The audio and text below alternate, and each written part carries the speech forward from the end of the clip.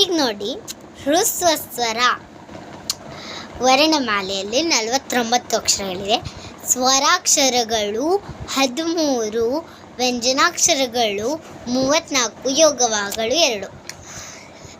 ಸ್ವರಾಕ್ಷರಗಳ ವಿಧಗಳು ಯಾವುವು ಅಂದರೆ ಹ್ರಸ್ವ ಸ್ವರ. ಹ್ರಸ್ವ ಸ್ವರ ಅದನ್ನಿಲ್ಲಿ ಬರ್ಕೊಳ್ಳೋಣ. ಹ್ರಸ್ವ ಸ್ವರ. ಹ್ರಸ್ವ ಸ್ವರ ಅಂದರೆ ಗೊತ್ತಿದೆಯಲ್ಲ, ನೋಡಿ. ಹ್ರಸ್ವ ಸ್ವರ, ಹ್ರಸ್ವ ಸ್ವರ. ಹ್ರಸ್ವ ಸ್ವರ ಅಂದರೆ ಹ್ರಸ್ವ ಸ್ವರ ಎಷ್ಟಿವೆ? ಹ್ರಸ್ವ ಸ್ವರ ಒಟ್ಟು 6. ಎಷ್ಟಂದರೆ 6. ದೀರ್ಘ ಸ್ವರ 7. ಹ್ರಸ್ವ ಸ್ವರ ಅಂದರೆ ಒಂದು ಮಾತ್ರ ಕಾಲದಲ್ಲಿ ಉಚ್ಚರಿಸಲಾಗುವ ಅಕ್ಷರಗಳಿಗೆ ಹ್ರಸ್ವ ಸ್ವರ ಎನ್ನುವರು. ದೀರ್ಘ ಸ್ವರ ಅಂದರೆ 2 ಮಾತ್ರ ಕಾಲದಲ್ಲಿ ಉಚ್ಚರಿಸಲಾಗುವ ಅಕ್ಷರಗಳಿಗೆ ದೀರ್ಘ ಸ್ವರ ಎನ್ನುವರು. ಉದಾಹರಣೆಗೆ ಹ್ರಸ್ವ ಸ್ವರಕ್ಕೆ ಒಂದು ಉದಾಹರಣೆ ಕೊಡೋಣ. ಈ ಊರು, ಹಾಗೆ.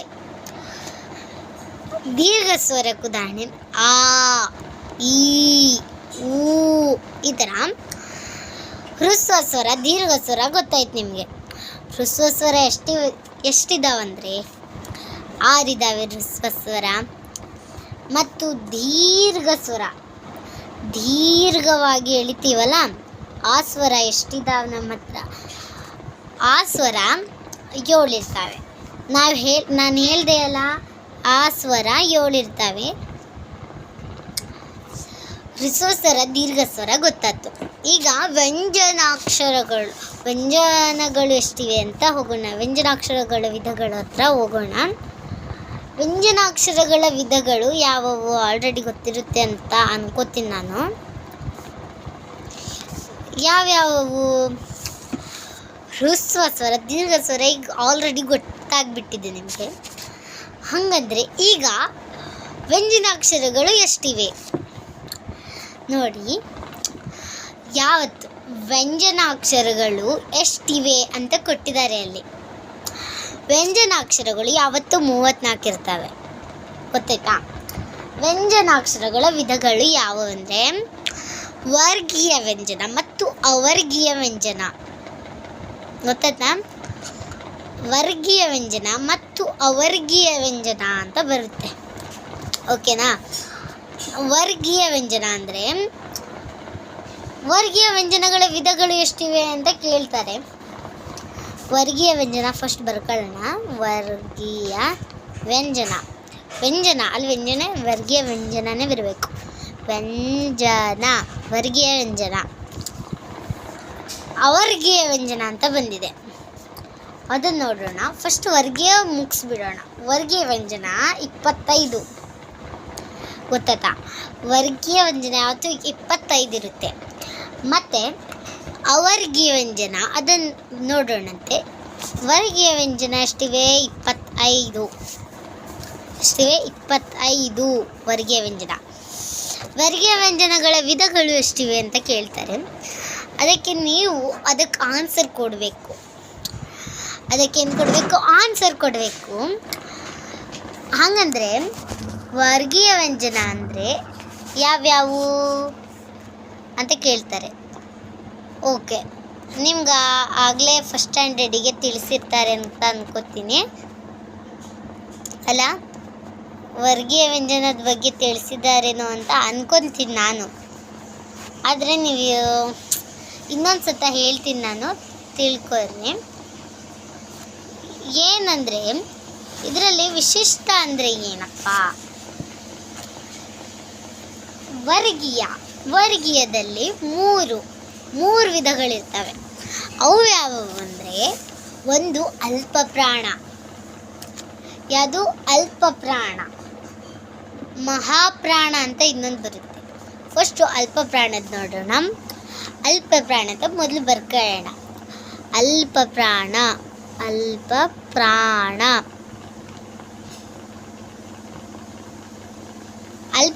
ಅಂತ ಬರ್ತೀವಿ. ಈಗ ಮಹಾಪ್ರಾಣಕ್ಕೆ ಹೋಗೋಣ. ಗೊತ್ತಾಯ್ತಾ? ಮಹಾಪ್ರಾಣ ಅಂದರೆ ಹೆಚ್ಚು ಉಸಿರು ಕೊಟ್ಟು. ಮಹಾಪ್ರಾಣ, ಮಹಾಪ್ರಾಣ, ಪ್ರಾಣ ಅಂದರೆ ಉಸಿರು, ಮಹಾಪ್ರಾಣ. ಇದರಲ್ಲಿ ಇನ್ನೊಂದು ಬರುತ್ತೆ ಅನುನಾಸಿಕ. ಇದನ್ನು ಮೂಗಿನ ಸಹಾಯದಿಂದ ಉಚ್ಚರಿಸಲಾಗುವ ಅಕ್ಷರಗಳಿಗೆ ಅನುನಾಸಿಕ ಅಕ್ಷರಗಳು ಅಂತ ಕರಿತೀವಿ.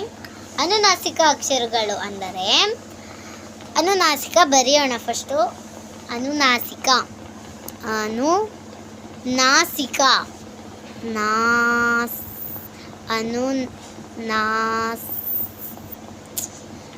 ಅನುನಾಸಿಕ, ನಾಸಿಕ, ಅನುನಾಸಿಕ.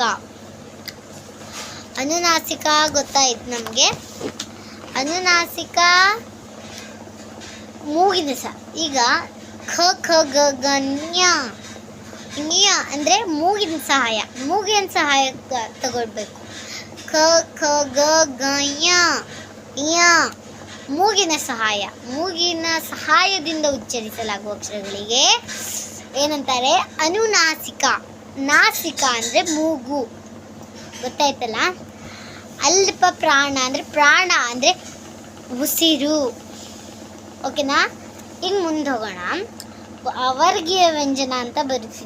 ಇನ್ನು ಇದರೊಳಗೆ ಅವರ್ಗೀಯ ವ್ಯಂಜನ ಅಂತ ಇನ್ನೊಂದು ಬರುತ್ತೆ. ಅವರ್ಗೀಯ ವ್ಯಂಜನ ಕೇಳಿರ್ಬಹುದು ಎಲ್ಲಾದರೂ. ಓಕೆ, ಕೇಳಿರ್ತೀರ ಅನ್ಕೋತೀನಿ. ಅವರ್ಗೀಯ ವ್ಯಂಜನ ಅಂದರೆ ಏನು? ಅವರ್ಗೀಯ ವ್ಯಂಜನ ಅಂದರೆ, ಅವರ್ಗೀಯ ವ್ಯಂಜನ ಎಷ್ಟಿವೆ? 9. ಅವು ಯಾವುವು ಅಂದರೆ ಯ, ರ, ಲ, ವ, ಶ, ಶ, ಸ, ಹ, ಳ. ಇವು 9 ಆಯಿತು. ಯಾವತ್ತು ಇದು ಅಲ್ಪ ಇದು ಅವರ್ಗೀಯ ವ್ಯಂಜನ ಇರುತ್ತಲ್ಲ, ಯಾವತ್ತು 9. ಗೊತ್ತಾಯ್ತಾ? ವರ್ಗೀಯ ವ್ಯಂಜನ 25. ವರ್ಗೀಯ ವ್ಯಂಜನ ಯಾವ್ಯಾವ ಹೇಳ್ರಿ? ಖ ಖ ಗ ಗ ನ್ಯ ಚ ಚ ಜ ಜ ಯ ಟ ಟ ಡ ಡ ಯ ಟ ಟ ಡ ಡ ಣ ತ ತ ದ ದ ನ ಯ ತ ತ ದ ದ ನ ಪ ಪ ಬ ಬ ಮ ಮ ಮುಟ ಮುಗೀತು. ಈಗ ಅವರ್ಗೀಯ ವ್ಯಂಜನ ನೋಡೋಣ. ಅವರ್ಗೀಯ ವ್ಯಂಜನ, ವ್ಯಂಜನ, ವ್ಯಂಜನ ಆಯ್ತಾ? ಅವರ್ಗೀಯ ವ್ಯಂಜನ, ಅವರ್ಗೀಯ ವ್ಯಂಜನ 9. ಯ, ರ, ಲ, ವ, ಶ, ಶ, ಸ, ಹ, ಳ.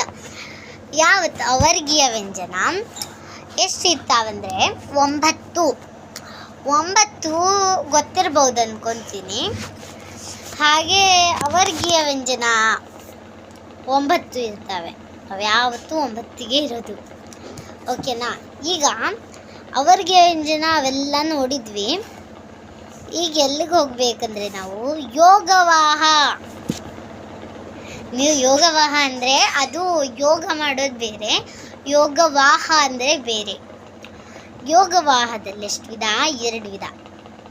ಯಾವ್ಯಾವು ಅಂದರೆ ಅನುಸ್ವಾರ ಮತ್ತು ವಿಸರ್ಗ.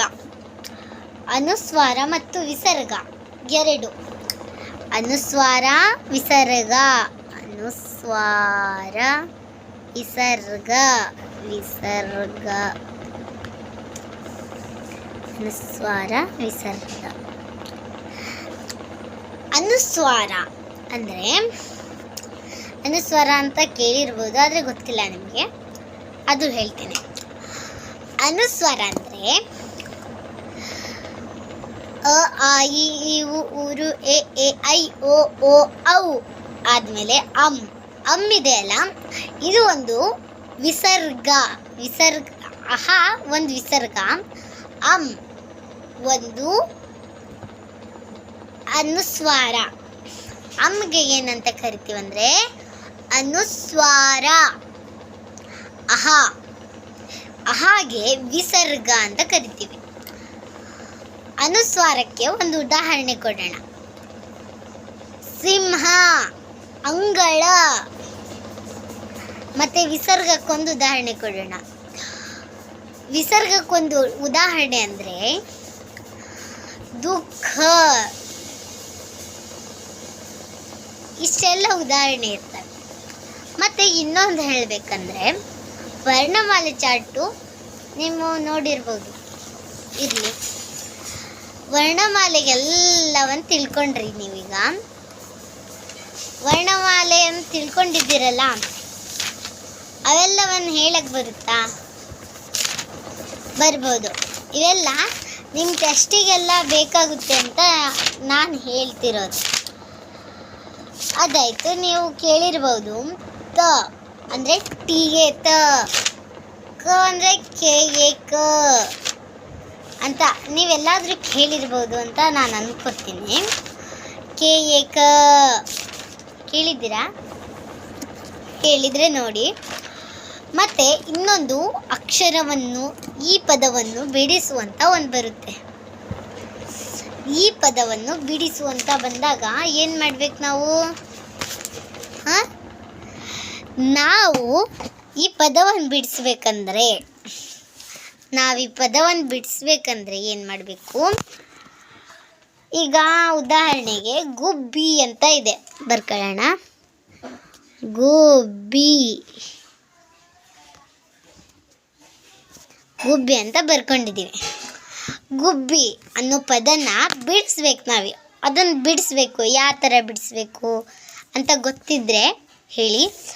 ಹಾಗೆ ನೀವು ಗುಬ್ಬಿ ಅಂತ ಒಂದೊಂದು ಸತ ಯಾರಿಗೂ ಹೌದಾ? ಯಾರಿಗೂ ಗೊತ್ತಿರಲ್ಲ ಒಂದೊಂದು ಸತ. ಇರಲಿ, ಗೊತ್ತಿಲ್ಲ ಅಂದರೆ ನಾನು ಹೇಳ್ಕೊಡ್ತೀನಿ. ಗುಬ್ಬಿ ಅಂದರೆ ಗ ಪ್ಲಸ್ ಅ, ಗ ನೋಡಿ ಇಲ್ಲಿ ಬರ್ದಿದ್ದೀನಿ. ಗ ಪ್ಲಸ್ ಅ ಏನಾಗುತ್ತೆ? ಗ ಪ್ಲಸ್ ಅ, ಗ ಆಗುತ್ತೆ. ಹಾಗಾದರೆ ಗ ಪ್ಲಸ್ ಉ ಏನಾಗುತ್ತೆ? ಗು. ಗ ವ್ಯಂಜನ. ನಾವು ಯಾವುದೇ ವಸ್ತುವಿಂದ, ಯಾವುದೇ ಪದದಿಂದ ಸ್ಟಾರ್ಟ್ ಮಾಡುವಾಗ ವ್ಯಂಜನ ಬಂದೇ ಬರುತ್ತೆ. ಗೊತ್ತಾಯ್ತಾ? ವ್ಯಂಜನ ಯಾವತ್ತೂ ಬಿಡಲ್ಲ ಅದಕ್ಕೆ. ಮತ್ತು ನೀವು ಕೇಳಿರ್ಬೋದು ಏನಂತ, ನವೋದಯ ಪೇಪರಲ್ಲಿ ಇವೆಲ್ಲ ಬರುತ್ತೆ, ನಾನು ನೋಡಿದ್ದೀನಿ. ಅದು ಯಾವ ಥರ ಅಂದರೆ ಈ ಪದವನ್ನು ಬಿಡಿಸಿ ಅಂತ ಇರುತ್ತೆ. ಅಕ್ಷರ, ಈ ಪದವನ್ನು